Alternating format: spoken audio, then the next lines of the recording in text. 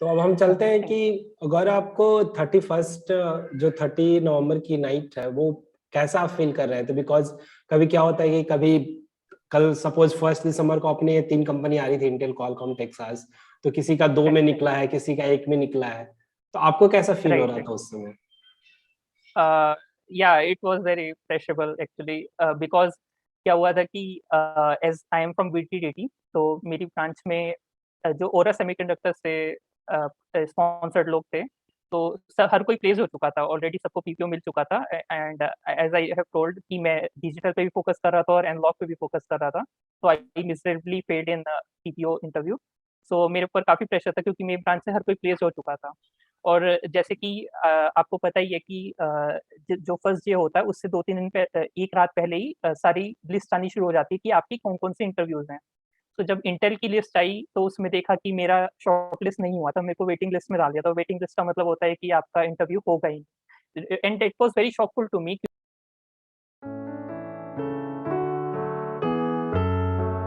तो दोस्तों आज हम फिर से एक सेमीकंडक्टर की बिग जाइंट क्वालकॉम का इंटरव्यू मैं आप लोग के सामने लाया हूँ। तो माई सेल्फ जितेंद्र कुमार दुबे, और मैंने आईआईटी दिल्ली से एमटेक किया है।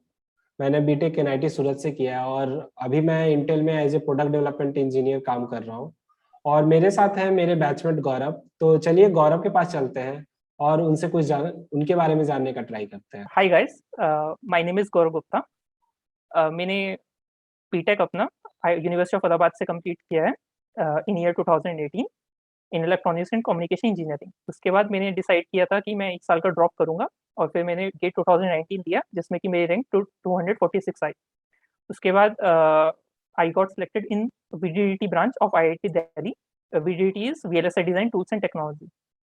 So I pursued 2 years MTech in VDDT, and then I got the campus based from IIT Delhi in Qualcomm. As you know, Qualcomm is a leader in 5G technologies, AR, and automobiles, and many other things. तो दोस्तों जो गौरव ने MTech किया है वो VDT से किया है। तो मेरे साथ एक और वीडियो है गौरव के साथ एक वीडीटी पे। तो बेसिकली आप आई बटन पे क्लिक करके वो वीडियो देख सकते हो। तो गौरव अब हमें हमारे जूनियर्स को ये बताइए कि आपने क्वालकॉम का रिटेन का प्रिपरेशन कैसे किया था? सी जितेंद्र, मैंने प्रिपरेशन अपना अगस्त के मंथ से स्टार्ट कर दिया था। हालांकि जैसे जैसे टाइम बढ़ता जाता है तो मतलब हमारी प्रिपरेशन का जो रेट होता है कि हम कितने आवर्स स्पेंड करें प्रिपरेशन में, वो बढ़ता चला जाता है। और ऊपर से हमारा जो साइड बाय साइड प्रोजेक्ट चल रहा होता है एमटेक का, उसका भी प्रेशर हमारे ऊपर बढ़ता चला जाता है। तो अगस्त तो नवंबर, और आपको पता ही है कि नवंबर के मंथ में हमारे टेस्ट भी बहुत सारे होते हैं, तो नवंबर के मंथ में प्रेशर ऐसे ही बढ़ता चला जाता है। सो मैं सभी को यही सजेस्ट करूंगा कि आप अगस्त से या जुलाई से आप अपनी प्रिपरेशन स्टार्ट कर दीजिए और ज़्यादा से ज़्यादा अपना जितना भी पोर्शन है वो कवर कर लीजिए अगस्त से सितंबर में, जिससे कि आपको अक्टूबर और नवंबर में सभी एक साथ एकदम प्रेशर ना आ जाए आपके ऊपर। तो मैं एक तो डिजिटल की अगर आप मैं एक तो ये सबको यही बताना चाहूंगा कि अगर आप एक तो डिजिटल डोमेन होता है और एक एनालॉग डोमेन होता है और एक डिवाइस डोमेन होता है। ठीक है। तो कुछ कंपनीज सिर्फ डिजिटल के लिए रिक्रूट करती हैं, कुछ कंपनीज डिजिटल और एनालॉग दोनों के लिए रिक्रूट करती हैं, और बहुत कम कंपनीज होती हैं जो डिवाइस के लिए रिक्रूट करती हैं। सो मैं आपको एक चीज़ बताना चाहूँगा कि आप फर्स्ट ईयर से ही अपना टारगेट लेके चलिए कि आप कौन से डोमेन में जाना चाहते हैं। तो उसी हिसाब से फिर आप अपना प्रोजेक्ट चूज़ करिए। जो आपका प्रोजेक्ट होगा वो आपको बहुत ज़्यादा हेल्प करेगा प्लेस होने के लिए। क्योंकि आप एक बात हमेशा ध्यान रखिए, जब भी आप किसी कंपनी के इंटरव्यू के लिए बैठते हैं तो 2 चीज़ें वो हमेशा पूछते हैं। एक आपका प्रोजेक्ट क्या है, ठीक है? अगर आपका प्रोजेक्ट वीएलएसआई डोमेन से रिलेटेड नहीं होगा, तो आपको बहुत ज़्यादा दिक्कत कर जाएगा, चाहे आपका इंटरव्यू कितना ही अच्छा रहता है। मैं कुछ लोग जैसे कि मैंने एक गलती करी थी, जो कि मैं आपको बताना चाहता हूँ। मैं अगस्त टू जुलाई के मंथ से ही एनालॉग की भी प्रिपरेशन कर रहा था और डिजिटल की भी प्रिपरेशन कर रहा था। तो मेरा एक इंटरव्यू था अक्टूबर के मंथ में एनालॉग का, जिसमें मैं मिज़रेबली फेल कर गया। क्योंकि मैं ना तो मैं डिजिटल अच्छे से प्रिपेयर कर पाया, ना मैं एनालॉग अच्छे से प्रिपेयर कर पाया। सो गाइस, मैं आपको यही सजेस्ट करूँगा कि अगर आप पहले अपना मन बनाइए, आप किस डोमेन में जाना चाहते हैं और एक ही डोमेन के लिए प्रिपेयर करिए। अगर आप एक साथ 2 नाव पे सवारी करेंगे तो ऑब्वियसली आप गिरेंगे, ठीक है? तो गौरव बेसिकली आप ये बताइए कि हमें रिटर्न के लिए किस किस चीज पे फोकस करना चाहिए। जैसे डिजिटल पे फोकस करना चाहिए, सी लैंग्वेज पे, तो हमें क्या स्ट्रैटेजी होनी चाहिए रिटर्न क्लियर करने के लिए? देखिए, रिटर्न क्लियर करने के लिए मैं कहूँगा कि आपको ज़्यादा परेशान होने की ज़रूरत नहीं है। आप बेसिकली अपना डिजिटल के जो गेट के नोट्स हैं, आप वो रिवाइज़ कर लीजिए। आप अपने बेसिक सी के आप गीक्स तो गीक्स से पे सी के एमसीक्यूज़ होते हैं, उसकी प्रैक्टिस कर लीजिए।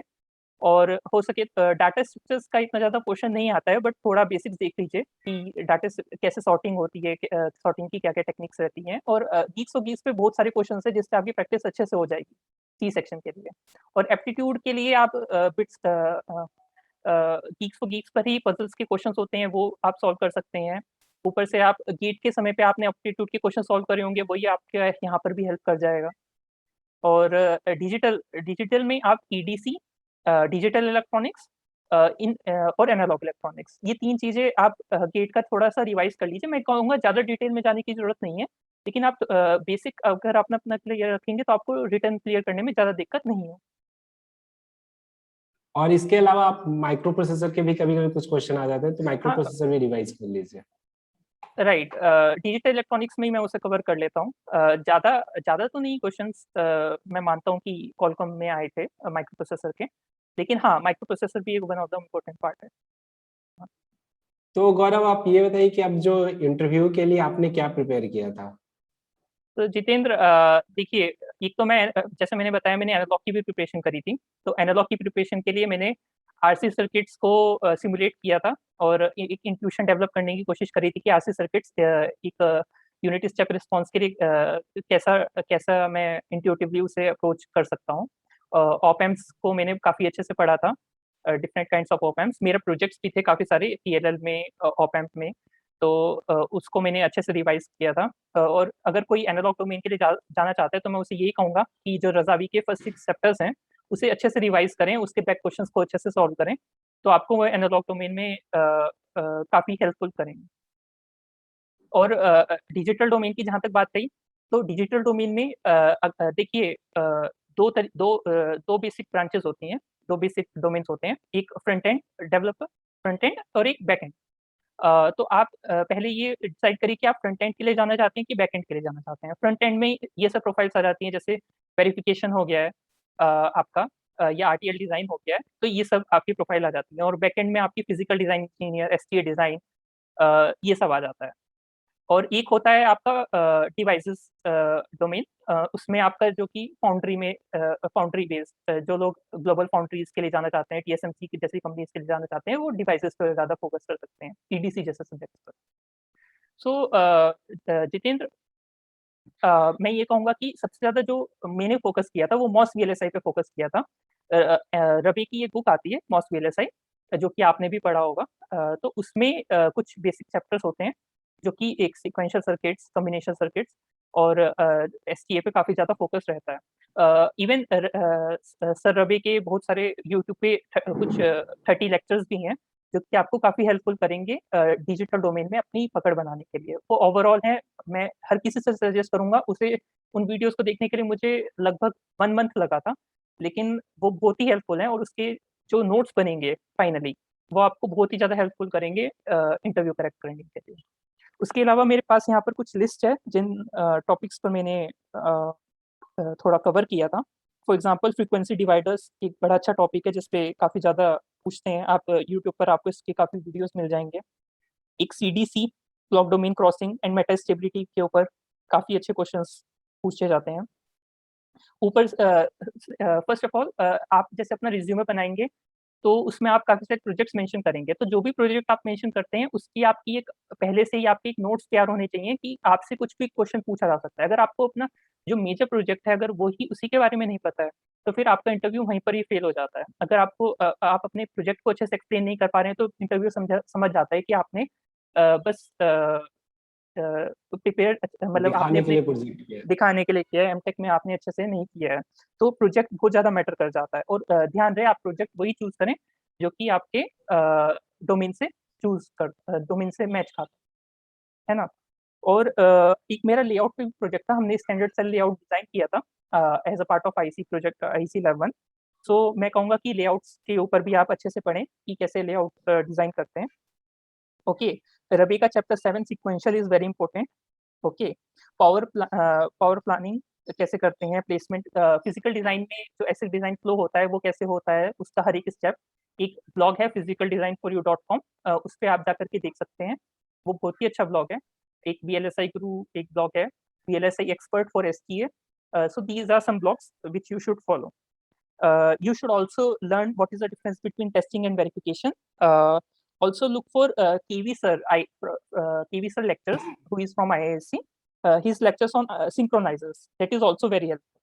और जो लोग बैकएंड में जाना चाहते हैं उनके लिए मैं कहूँगा कि RDTMN के वीडियोस हैं, वो काफ़ी हेल्पफुल रहेंगे। और इसके अलावा यस, इंद्रनील सर के IIT खड़गपुर के लेक्चर्स हैं वेरीलॉग के, वो आई थिंक वो पूरे देखने चाहिए। उसमें उन्होंने लास्ट में आपको GCD बनाना सिखाया है, right?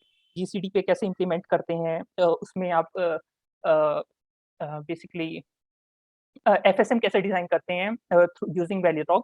That is a very common question for front end domain, right? कि how do you design FSM using वेरीलॉग?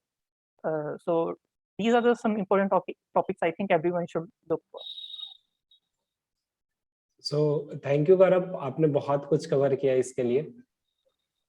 तो अब हम चलते हैं कि गौरव आपको 31st जो 30 नवंबर की नाइट है वो कैसा आप फील कर रहे थे? बिकॉज कभी क्या होता है कि कभी कल सपोज 1 दिसंबर को अपने 3 कंपनी आ रही थी, इंटेल, क्वालकॉम, टेक्सास, तो किसी का 2 में निकला है, किसी का 1 में निकला है, तो आपको कैसा फील हो रहा था उस समय? Yeah, it was very pleasurable actually, because क्या हुआ था कि as I am from VTDT, तो मेरी ब्रांच में जो ओरा सेमीकंडक्टर से स्पॉन्सर्ड लोग थे, तो हर कोई प्लेस हो चुका था ऑलरेडी, सबको PPO मिल चुका था। And as I have told कि मैं डिजिटल पे भी फोकस कर रहा था और एनालॉग पे भी फोकस कर रहा था, तो I miserably failed in PPO interview. So मेरे ऊपर काफ़ी प्रेशर था क्योंकि मेरी ब्रांच से हर कोई प्लेस हो चुका था। और जैसे कि आपको पता ही है कि जो फर्स्ट डे होता है उससे 2-3 दिन एक रात पहले ही सारी लिस्ट आनी शुरू हो जाती है कि आपकी कौन-कौन से इंटरव्यूज़ हैं। तो जब इंटेल की लिस्ट आई तो उसमें देखा कि मेरा शॉर्टलिस्ट नहीं हुआ था, मेरे को वेटिंग लिस्ट में डाल दिया था। वेटिंग लिस्ट का मतलब होता है कि आपका इंटरव्यू होगा ही। And it was very shockful to me क्योंकि मेरे को हर each and every company has shortlisted me, Analog Devices, MaxLinear, Qualcomm, Texas, every company had shortlisted me. And even in Texas, I was not shortlisted for digital domain. I was only shortlisted for analog domain, which was quite shockful to me because I was preparing for only digital for the last 3 months after I got rejected in the analog interview. So that was very quite. So I just want to tell everyone that please be peaceful before one day. बिल्कुल अपना दिमाग को शांत रखो और कोई भी pressure मत रखो। अगर आपके पास नॉलेज है तो कोई भी आपको नहीं रोक सकता है कि आपकी जॉब लगे। मेरे काफ़ी सारे फ्रेंड्स हैं जो कि कैंपस प्लेसमेंट में अनफॉर्चुनेटली प्लेस नहीं हो पाए, लेकिन उन्होंने ऑफ कैंपस जाकर के काफ़ी अच्छा परफॉर्मेंस दिया क्योंकि उन्हें नॉलेज थी और वो अल्टीमेटली प्लेस हुए हैं। तो मैं ये कहूँगा कि only 30 minutes interview can't determine your future. So just don't take any tension, if you have knowledge you will get placed. तो दोस्तों आप ये देख सकते हैं कि जैसे गौरव का इंटेल का नहीं निकला था, टेक्सास का भी डिजिटल डोमेन का टेस्ट नहीं निकला था, तो आपको हड़बड़ाने की जरूरत नहीं है। जो आपका टेस्ट निकला है आप उसके इंटरव्यू पे फोकस कर सकते हो, क्योंकि अगर आप परेशान हो जाओगे एक रात पहले कि मेरे इतने नहीं निकले, तो आप अगले दिन अच्छे से इंटरव्यू नहीं दे पाओगे। Right, right Jitin. तो गौरव आप ये बताइए कि जो क्वालकॉम ने है वो किस किस डोमेन के लिए IIT दिल्ली से हायर की थी? Software domain and digital domain. Okay, तो सॉफ्टवेयर में कितने लोग को ले गए और डिजिटल डोमेन में कितने लोग को ले गए? डिजिटल डोमेन में 3 पीपल को सिलेक्ट किया, 2 from VTDA team and 1 from communication engineering and 1 from software. Okay, so Gaurav आप ये बताइए कि क्वालकॉम में कितने राउंड्स ऑफ इंटरव्यू हुए थे आपके? क्वालकॉम में 3 राउंड्स ऑफ इंटरव्यू हुए थे, ठीक है। तो इसमें 2 टेक्निकल और 1 HR था? Yes, yes, exactly. तो पहले तो आपको जैसे पता ही है कि पहले रिटन टेस्ट होता है। रिटन टेस्ट क्लियर करने के बाद उन्होंने 26 स्टूडेंट्स को शॉर्टलिस्ट किया था in total for digital domain. उन 26 तो पहला मेरा सुबह 8 बजे इंटरव्यू था, and there were 2 people who took my interview. So basically they spend most of the time in understanding what I did in my project, in major project. doing my MTech. So they asked me to explain it, and I kept on explaining it for another 15 minutes, more than 15 minutes. After that, they asked me about my project on physical design, which I did during my second semester, in which I explained all the RTL to GDS flow and explained them how what is synthesis, what is routing, what is placement, and they asked me the cross domain cross questioning. They cross questioned me like why this metal width must be high, must be increased or must be decreased or what. So MOS VLSI, if you have that the way, then it will be very helpful for you to answer the PD questions. And I also, as I have mentioned previously, physicaldesignforyou.com blog has also helped me. So it went on for around 40 minutes, and then they look satisfied with it. Then तो फिर जो POC होती है company की, उसने मुझे inform किया कि मेरा फर्स्ट राउंड क्लियर हो गया है and get ready for the second round. फिर अराउंड दोपहर में 3 बजे के आसपास मेरा सेकंड राउंड का लिंक आया, तो उसे मैंने ज्वाइन किया. And there was one person in it, and he asked me all about STA in detail, whether means what is setup violation, what is hold violation, from where does it arises, why it arises, and what is time borrowing concept. He went totally into depth, and he asked me to draw it on the paper and show it to him on the camera. So that was a very it was like a discussion. It was not an interview. So we were discussing what how the things are being happening and why it's important to do STA analysis in physical design. And so it went on for 45-50 minutes. Then he asked me some common questions on digital design. And then in the last 10 minutes, he asked me again on the RTL to explain me to RTL to GDS. So I kept on explaining the whole flow, RTL to GDS flow, as I did in first round, and he cross-questioned me in between, and I answered all of them questions. So it was pretty fantastic. And then the last, I asked him what he thinks, how was my performance. So he said that it was fabulous, and he will recommend me to the he will recommend for my selection to the talent acquisition team. So I was pretty excited about that. Then in the night when HR round list was coming, then my name was not there. So I was pretty as I was very excited for Qualcomm. So my name was not there initially. So I was pretty sad. So मैंने घर पे phone किया, मैंने बताया कि and I didn't got selected and all that.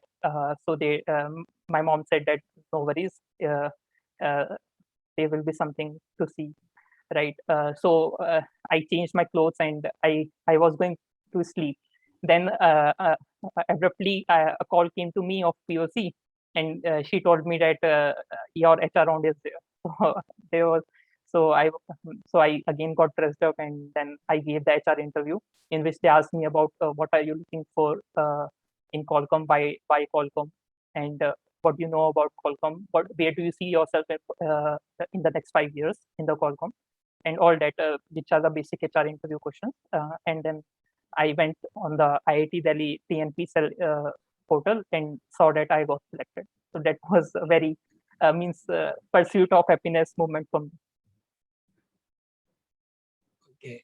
So basically अगर बीच में कभी कोई लिस्ट निकलती है और नहीं होता, तो आपको इतना ज्यादा निराश नहीं हो जाना, ये आप सीख सकते हो कि जैसे गौरव को लगा था कि नहीं हुआ है, बट थोड़ा वेट करो, आप पूरा प्रोसेस होने दो, फिर करो. जैसे इंटेल में भी मुझे जहां तक याद है कि कुछ लोग को सेकंड राउंड के लिए बुलाया गया और हम लोग को सेकंड राउंड के लिए नहीं बुलाया, तो उसमें डर लगने लग गया था कि शायद मेरा नहीं हुआ है क्या, जो नहीं बुला रहा है.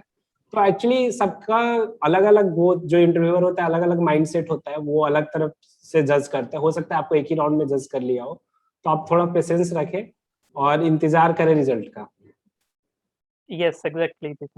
तो गौरव, ऐसे भी आपने बहुत कुछ बता दिया है करने के लिए, बहुत अच्छे से बताया, बट फिर भी आप जो VLSI में आना चाहते हैं, जो हमारे जूनियर्स हैं, उनको आप क्या सलाह देना चाहेंगे? देखिए, जो VLSI डोमेन से ऑलरेडी होते हैं, जो जिनका मतलब MTech in VLSI design and technology, MTech in integrated electronics and circuit, MTech in integrated circuit and systems, तो उन लोगों के लिए तो थोड़ा एक्सपोजर उन्हें लैब्स में मिल जाता है. तो उनको इंटरव्यू क्लियर करना थोड़ा आसान हो जाता है क्योंकि उन्होंने हैंड्स ऑन एक्सपीरियंस उस पे लिया है। लेकिन मोस्ट ऑफ द जो व्यूअर्स होंगे हमारे, उन्हें भी पता होगा कि जो परेशानी होती है वो उन ब्रांचेस वालों के लिए होती है जिनको वीएलएसआई में उनके प्रोजेक्ट्स नहीं होते हैं। तो मैं सबसे पहले आपको यही बताना चाहूँगा कि अगर आपने बहुत सारी जगह इंटरव्यूज़ दिए हैं और आपको कहीं से कॉल नहीं आ रहा है, तो उसके 2 ही रीज़न्स हो सकते हैं। या तो आपका सीजीपीए 8 के नीचे है या फिर आपका प्रोजेक्ट वीएलएसआई डोमेन में है ही नहीं। तो अगर आप अपना सीवी बना रहे हैं, तो उसमें ये ज़रूर ध्यान रखिए कि एट लीस्ट 2 टू 3 प्रोजेक्ट्स आपके बड़े अच्छे प्रोजेक्ट्स आपके डिजिटल डोमेन से होने चाहिए। अगर आपका कॉलेज आपको नहीं करा पा रहा है, तो ऐसा नहीं है कि आप नहीं कर सकते हैं। यूट्यूब पे बहुत सारी वीडियोज़ हैं, आप उससे सीख करके आप सेल्फ अपना खुद से प्रोजेक्ट बनाइए। जैसे कि मैं आपको बताता हूँ मेरे प्रोजेक्ट्स कौन-कौन से थे। तो मेरे जैसा आईआईटी दिल्ली का काफ़ी अच्छा करिकुलम रहता है, एनालॉग और डिजिटल के दोनों के प्रोजेक्ट्स रहते हैं, तो मैंने काफ़ी सारे मेरी प्रोजेक्ट की लिस्ट मेरे हाथ में है।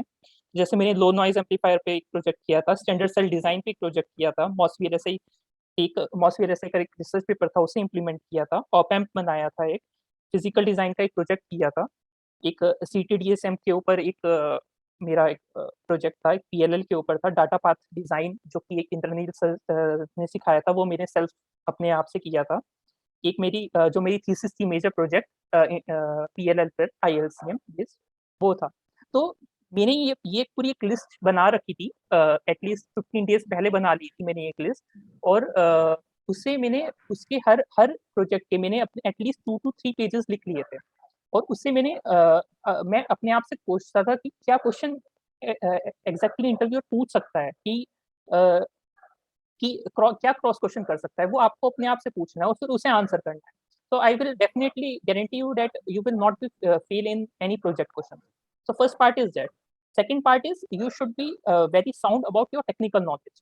You read all the uh, blogs which you can read on the topic which you are going to interview for. As I have already told you the topics, right?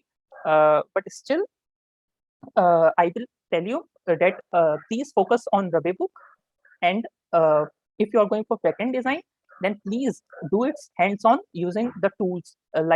There's a tool, what are the various tools you can use? For example, Xilinx ISC you can use for Verilog. Innovus you can use for backend design, right? So these are the various tools. You should know what tools you're using, you are going to use in the industry. That will very much impress your interview. So these are some things, and keep talking to your seniors, keep talking to the industry people. What is the requirement? If you are not fulfilling their requirement, then it will very difficult for you to crack the interview, right? तो दोस्तों आज बहुत सारा knowledge आपको मिल गया है, और आप और भी वीडियोस में देखे होंगे, हमने बहुत कुछ बताया है, तो आप उसको फॉलो कीजिए और प्रिपेयर कीजिए, डेफिनेटली आपका वीएलएसआई डोमेन में हो जाएगा। तो दोस्तों फिर से मिलते हैं नेक्स्ट वीडियो में। तो बाय बाय दोस्तों।